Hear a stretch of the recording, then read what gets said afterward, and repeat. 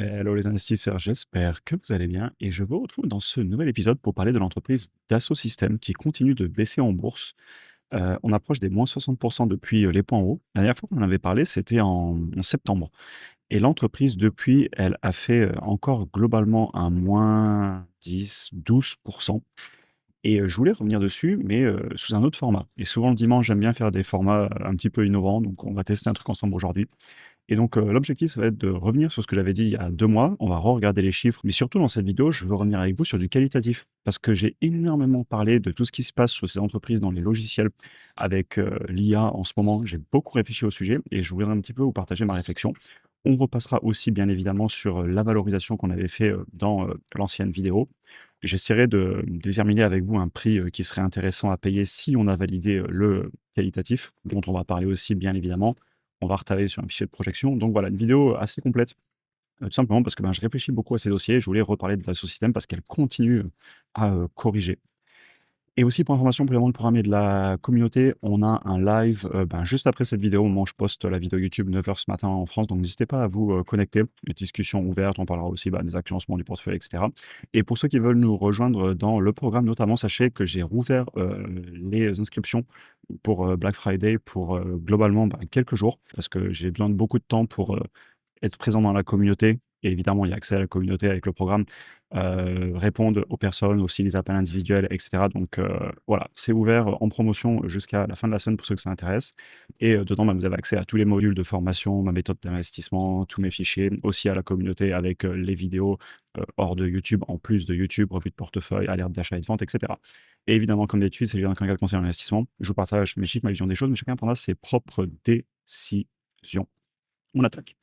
Rapidement, on va repasser sur ce que fait l'entreprise. Alors, c'est, un des leaders, mondial dans les logiciels pour la conception 3D. Donc ils ont, CATIA, SolidWorks, ils ont aussi Enovia, donc tout ce qui est gestion, de données, gestion de BOM, donc de nomenclature, de simplement de projets de conception, dans l'industrie. On pensera, aussi évidemment à tout ce qui est la gestion des plans, bah, par exemple pour les PCB, donc les cartes électroniques et cetera. Ils ont vraiment un écosystème utilisé par les entreprises pour tout simplement, faire de la conception en recherche et développement. Et c'est des logiciels que j'ai utilisés, je suis assez familier parce que, ben, je suis ingénieur de formation et j'ai passé, bah, beaucoup de temps en bureau d'études à utiliser, leurs, outils. D'un point de vue des résultats, on a un ralentissement de la croissance sur le chiffre d'affaires. D'ailleurs, si vous prenez sur le dernier trimestre, 2025 par rapport à 2024, eh ben, il y a tout simplement plus de croissance et si on se met, sur, en year to date, donc, sur, 3 trimestres glissants en comparant 2024 à 2025, bah, 2 à 3 de croissance. Donc la croissance a ralenti et on avait vu dans la vidéo à l'époque que justement, bah, l'entreprise, la valorisation s'était clairement emballée et elle a tapé un point haut et dès que le chiffre d'affaires a commencé à, stagner, voire ralentir, bah, c'est là qu'elle a commencé à entre guillemets, «revenir un petit peu en bourse, à des valorisations plus basses, tout simplement, bah, parce que, le titre s'était certainement un petit peu emballé. Ici, vous avez la croissance du chiffre d'affaires et vous voyez qu'effectivement, les croissances qu'on a eues entre 2019 et 2022, c'est pas du tout les mêmes niveaux de croissance qu'on a pu avoir entre 2022 et 2024. Vous voyez, on était à 12 par an en annuel composé de 2019 à 2022. Par contre, si je vous mets de 2022 à 2024, bah, ouais, la croissance ralentit, pratiquement divisé par 3 et donc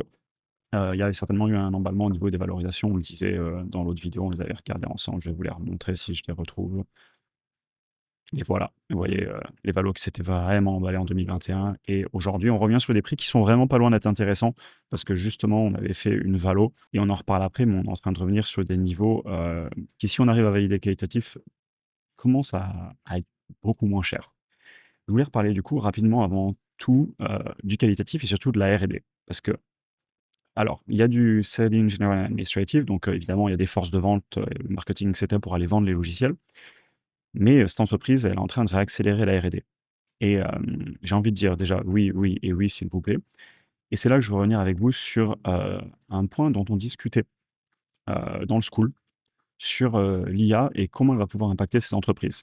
Vous avez ici, un passage des commentaires de Jensen Huang, le CEO, donc le PDG de NVIDIA, lors du dernier trimestre, qui nous explique que l'IA, en fait, ça va avoir des gros impacts et des gros changements, notamment dans l'ingénierie, dans les sciences. Vous avez aussi l'anecdote d'un prix Nobel de chimie récent, qui en fait est pas du tout un chimiste, mais une personne qui travaille avec de l'intelligence artificielle et qui a utilisé l'IA pour avoir un prix Nobel de chimie. Vous avez aussi Jeff Bezos qui lance un nouveau projet Prometheus, dans lequel il veut utiliser l'IA pour venir innover et aider dans l'ingénierie et le manufacturing, donc pensez tout ce qui est industrialisation, fabrication. Et je voulais revenir là-dessus parce que ma vision des choses, et je vais retrouver ce petit passage où je le disais en vidéo, un petit peu dans la conclusion. Alors je vous l'ai dit, c'est la vidéo de dimanche, j'innove, je fais des trucs différents, et là l'objectif c'est vraiment de faire du qualitatif. Et ce que je disais dans cette partie, et c'est pour ça que je vous parle de la R&D, ces entreprises, on pourrait penser aussi à des boîtes comme SAP qu'on a analysé il y a pas longtemps en quantitatif dans le school. Ils ont accès, ou leurs clients plutôt, ont énormément de données. S'ils arrivaient, parce que les données, c'est le nerf de la guerre en IA. S'ils arrivaient en payant leurs clients ou de quelque manière que ce soit en partageant les chiffres d'affaires, etc., à utiliser les données, parce que s'il y a bien un truc qu'on manque pas en ingénierie, c'est des plans de fabrication, aussi bien que ce soit des routages, donc des layouts pour des cartes électroniques, des PCB faits par les ingé hardware, que ce soit des plans mécaniques, de la 3D à la 2D projetés, etc. Si on pouvait récupérer ces montagnes de données pour faire des outils IA intégrés à des outils comme SolidWorks, comme CATIA, on peut aller chez la concurrence, des CADSTAR, des Altium, etc. Heu, à mâcher 90 du travail, des tâches très rébarbatives pour que l'ingénieur derrière, heu, il ait juste à venir modifier un petit peu, je sais pas, par exemple son layout sur un PCB ou pour que le technicien, il ait, quand il fait toutes les projections et à faire de la cotation fonctionnelle, à aller modifier les plans, vraiment la petite touche au lieu de passer des heures et des heures à mettre des cotes, ce qui est pas forcément fun. Si ces entreprises arrivent à créer ce genre de logiciel, alors là, le potentiel, il est absolument énorme. Par contre, c'est là aussi qu'il y a un risque, et c'est pour ça que ce narratif autour de l'IA, il est assez intéressant sur tous ces logiciels, que ce soit les CRM avec SAP, etc., ou Enovia avec de la conception, ou même des Adobe dans tout ce qui est la génération d'images par IA, ou le montage vidéo par IA. D'ailleurs, le logiciel de montage vidéo que j'utilise intègre énormément d'IA, c'est génial, hein, pour les sous-titres, pour corriger le son, etc., c'est bluffant. Ceux qui vont prendre le coche, et quelqu'un va prendre le coche. Ceux qui vont prendre le coche vont en bénéficier, et ceux qui vont rater le coche de toutes ces innovations vont en souffrir. Et je pense que c'est pour ça que ça corrige en partie en bourse, parce que, bah, il y a des peurs sur est-ce que ces boîtes très rentables, parce que je vais vous montrer les marges, hein, c'est des boîtes rentables. Est-ce que ces boîtes énormes et très rentables vont réussir à, continuer à avoir de la croissance et à continuer à tenir les marges? Ou est-ce qu'il y a des petits acteurs sortis de nulle part qui vont venir les attaquer? Et j'ai beaucoup réfléchi depuis, quelques mois sur ce narratif autour de l'IA, et ma réponse, c'est que, bah, certainement qu'il y a des géants qui vont en profiter énormément. Rappelez-vous de Google qui avait été tué par ChatGPT, c'était certain, en fin 2022, début 2023, quand ChatGPT est arrivé en novembre-décembre 2022. Et aujourd'hui, ils viennent de lancer Gemini 3, et ben, le chiffre d'affaires, ça va, les marges, ça va, et les marchés commencent plus à s'inquiéter pour OpenAI et ChatGPT que Google. Donc je pense qu'il y a des géants qui vont en profiter. Et si un Dassault Systèmes ou n'importe quelle autre entreprise qui est dans ce cas-là, un Adobe, un SAP, et cetera, un CRM, Salesforce, s'ils arrivent à prendre le coche, il pourrait se passer des choses incroyables pour ces boîtes. Et c'est toute la question que je vais vouloir me poser. Au-delà des chiffres, et on va passer dessus maintenant, parce que c'est une boîte vraiment impressionnante, hein. Si vous regardez historiquement la croissance là, sur 10 ans, on est à 9 de croissance annuelle composée. L'entreprise, elle est rentable, elle génère du cash, elle peut très largement payer son dividende. On va le faire rapidement, on va le refaire, même si on l'avait déjà fait dans l'autre vidéo, je vous invite à retourner la voir. Ils peuvent payer leurs dividendes, ils peuvent rembourser de la dette, ils peuvent racheter des actions. C'est ultra propre. Ils ont beaucoup de cash en stock. De souvenirs, il y a pas trop de dette. Ouais, il y en a un petit peu, mais vous voyez, l'endette est en train de fortement ralentir. Là, vous la voyez en bleu foncé. Et les flux de trésor disponibles, ils nous permettraient de couvrir cette dette, je crois, assez rapidement, sauf que je ne vous les ai pas affichés. Mais voilà, vous voyez, si on arrêtait de racheter les actions et de payer le dividende, en 1 an et demi, c'est réglé cette dette. Bon, ils vont pas le faire, ils vont la rembourser dans le temps, ils continuent à payer leurs dividendes, mais ils peuvent très largement le payer. Jusqu'à encore peu, ils battaient le S&P 500. En ce moment, c'est un peu plus dur. Donc voilà, il y a beaucoup de signaux positifs. Ça s'est payé très cher à un moment. Je pense que cette correction ne me choque pas, et si vous retournez voir la conclusion de l'autre vidéo, bah, je disais qu'on était toujours à un prix qui, personnellement faisait que je ne pouvais pas investir. D'ailleurs, vous savez quoi? Je vais mettre la vidéo en pause et je vais vous repasser un petit moment où je fais la valorisation de l'autre vidéo, et je vous récupère juste après pour, reparler de la valorisation. Personnellement, je payerais ça 25 fois, 30 fois les bénéfices grand max. Payer ça 100 fois les bénéfices comme à l'époque, que je ne me verrais pas le faire. On va mettre 25 fois, c'est quand même généreux. On pourrait mettre 20 fois si on veut faire, si on veut être conservateur dans son analyse. Et maintenant, bah, l'immense question, ça va être les marges et la croissance du chiffre d'affaires. Les marges, je ne vais pas les inventer. Je vais aller chercher les marges nettes et je vais nous regarder la médiane historique, marge nette, toc, toc, toc, médiane historique, ouais, allez, 16 sur 10 ans. Donc on va se mettre à 16. En tout cas, moi, c'est ce que j'aurais tendance à faire. Et la croissance, bah, historiquement, ça nous a fait du 8-9 si je prends pas les meilleures années, et là, très récemment, ça fait plutôt du 4 mais 4 ça me paraît faible. Parce que honnêtement, s'ils font du 4 par an, je pense que la baisse n'est peut-être pas finie et il va falloir que la croissance, revienne. Après, je dis ça, on va voir le prix à payer. Peut-être qu'elle est pas chère en ce moment, mais si on a que 4 de croissance, je doute fortement.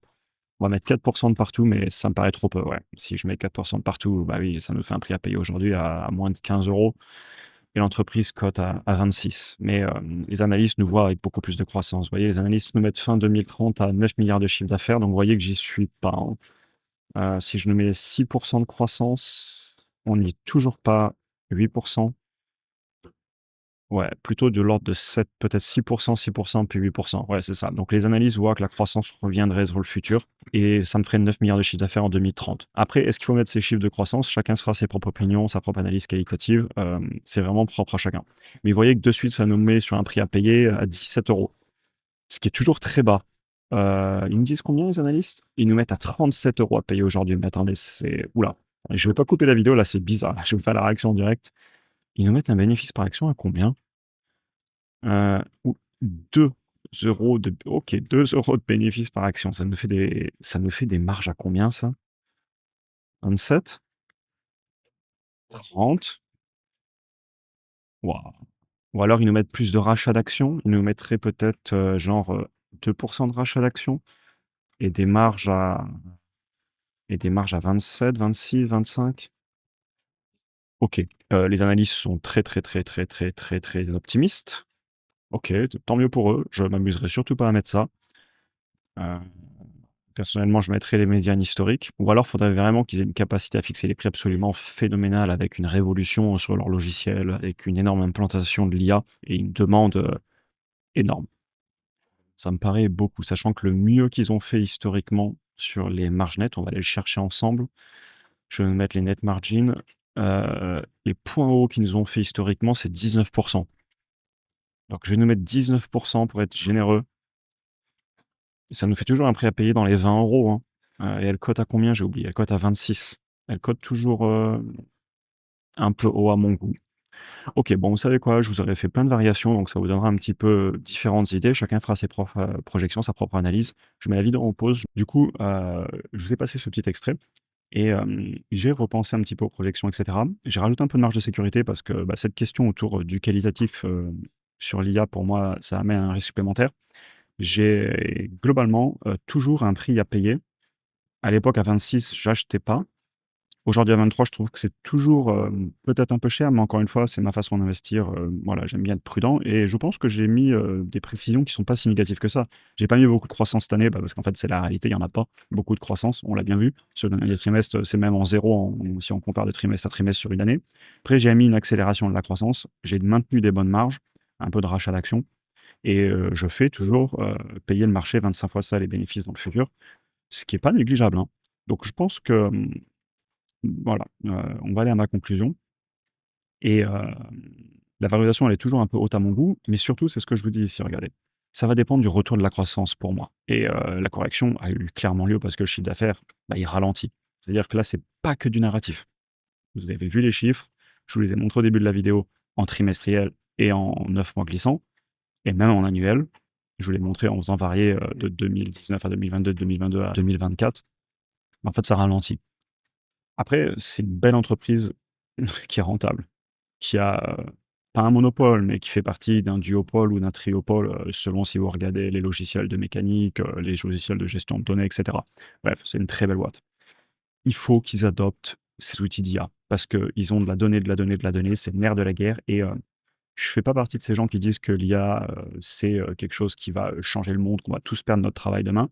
Mais je fais pas non plus partie des gens qui disent que l'IA ne pourra jamais rien faire. Si un humain avec, un réseau de neurones biologiques peut faire, de l'ingénierie en ayant appris avec beaucoup de données à l'école, je ne vois pas pourquoi dans le futur, une IA avec un réseau de neurones électriques ne pourrait pas raisonner, ne serait-ce qu'à 70 de nous et ensuite on fait les 30 qui restent pour finaliser. Je dis pas que ça va nous remplacer demain, mais ça va arriver pour moi. on y va. Et donc il faut que ces entreprises le fassent. Et c'est pour ça que je vous avais dit que cette vidéo serait un peu différente et je suis très content de la faire parce qu'il y a les chiffres, il y a le prix que ça se paye. La valo ne me choque plus autant que ce qu'elle a pu me choquer, alors en regardant tout là-haut clairement et même, il y a encore, 2 mois, elle a encore, corrigé de plus de 10. Faites pas dire ce que j'ai pas dit. Personnellement, je suis incapable de vous dire où on sera dans 1 mois, 3 mois, 6 mois. Ça peut remonter, ça peut baisser, mais moi, je suis obligé d'être rationnel. J'ai un prix à payer max sur toute entreprise et bah, si, le marché me propose une entreprise trop chère, moi, je dis non au marché jusqu'à qu'il me la donne au prix que je veux. C'est ma façon de faire, c'est comme ça que je travaille. Ce que j'essaie de vous dire, c'est que je pense qu'on n'est pas loin d'un bon prix. Même si vous avez des hypothèses un petit peu plus optimistes que moi, vous y êtes peut-être déjà. Et la grosse question que je vais continuer à me poser, parce que c'est des genres de boîtes qui m'intéressent. Déjà parce que je les comprends bien, j'ai utilisé leurs produits. Et si je vois, et là c'est ce qu'il faudrait faire pour moi en qualitatif, concrètement, aller regarder ce qu'a dit l'entreprise. Où va aller Katia?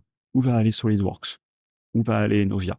Est-ce que l'année prochaine, on commence à intégrer des outils? Est-ce que la direction est en train d'aller parler avec tous ses clients pour récupérer de la donnée, peut-être les rémunérer pour utiliser cette donnée pour créer des outils? Parce que la donnée, c'est le nerf de la guerre. Et s'il y a bien un truc dont on ne manque pas en ingénierie, je le répète encore et toujours, c'est de la donnée. J'en ai vu passer des exemples. Parce que ben, il y a tout le temps des nouveaux produits, ça fait plus de 100 ans qu'on en fait. On peut tout numériser. On numérise beaucoup dans les entreprises les anciens plans. Donc, s'il y a bien un truc qui manque pas, c'est de la donnée. S'ils le font, l'opportunité est énorme. Et celui qui va le faire, il va saisir l'opportunité. Et si Zolasso System le fait et que la croissance repart et qu'on la paie au prix actuel et qu'ils nous font des croissances beaucoup plus élevées que ce que j'ai rentré dans mon fichier parce qu'ils adoptent l'IA, ça pourrait être une affaire exceptionnelle. Et honnêtement, et ce sera ma conclusion, là je me pose la question, parce que je suis tenté sur eux, mais sur d'autres boîtes, hein, je vous ai dit, pensez à Adobe, pensez à CRM, etc. Les valos sont très tentantes. Si j'arrive à me forger une opinion, et là, il y a beaucoup de travail qualitatif qui vont le faire ou que Adobe va le faire, avec l'IA, on voit qu'il l'intègre. Je pense qu'il y a des choses à faire. Et j'ai pas encore pris mes décisions sur tous ces dossiers. Ça n'empêche pas de vous le partager et de vous montrer ce que je pense. Mais par exemple, sur un Google, j'ai pris ma décision à l'époque. Quand elle était massacrée, j'ai dit: «Je pense pas que Google va se faire disrupter» parce que j'utilisais déjà à l'époque, ça s'appelait Bard, rappelez-vous. Maintenant, c'est Gemini. Heu, je regardais Google Search, je pensais, et je vous l'avais dit à l'époque, retrouvez les vidéos où je vous disais: «Ils vont intégrer de l'IA, en mode recherche». Il y a, plein de gens dans le secteur, si vous écoutez des podcasts, en anglais, où justement ils parlaient de tout ça, il y avait même des informations qui sortaient un petit peu, voilà, il y avait des bruits sur ce que Google avait envie de faire justement, pour ne pas se faire disrupter. Et donc à l'époque, je me dis: «Bah, j'y vais sur Google». Et c'est cette réflexion que je suis en train d'avoir en ce moment sur ces entreprises. Parce que, bah, les valos, si elles corrigent encore un peu, ce sera plus un problème de chiffres. Je pense que le prix à payer sera bon. Maintenant, s'ils ratent ce tournant de l'IA, c'est peut-être pas fini la baisse. Et s'ils saisissent, c'est peut-être une très grosse opportunité. Et je peux pas vous donner de réponse, hein, dans ces vidéos, chacun se prend sa propre décision. Mais, je comprends les investisseurs et je finirai là-dessus, qui prennent des positions. Si l'investisseur a fait ce travail de se dire: «Ouais, Dassault Systèmes va faire les bonnes choses, mettre les bonnes actions en place, la direction en parle» et qualitativement, j'y crois parce que je reviens toujours là-dessus. Avant tout, heu, le qualitatif, c'est-à-dire que les chiffres, combien payer, vérifier qu'il y a pas de problème, qu'on n'est pas en train de brûler du cash, d'être au bord de la faillite, ça se fait. On le fait à chaque fois en 10 minutes, toutes les semaines, on passe 5 actions, dans le school. C'est très facile. Combien la payer? C'est facile à faire, c'est pas le plus dur, sauf la partie: quel est le futur de l'entreprise? Qu'est-ce qu'on met dans les croissances, dans les marges, dans ce que payera le marché, et cetera. Et donc on en revient vite au qualitatif. Est-ce que je comprends l'entreprise? Est-ce que j'ai confiance dans la direction et les actions qui vont être mises en place au sein de l'entreprise pour réussir à obtenir ces croissances, ces marges, et cetera?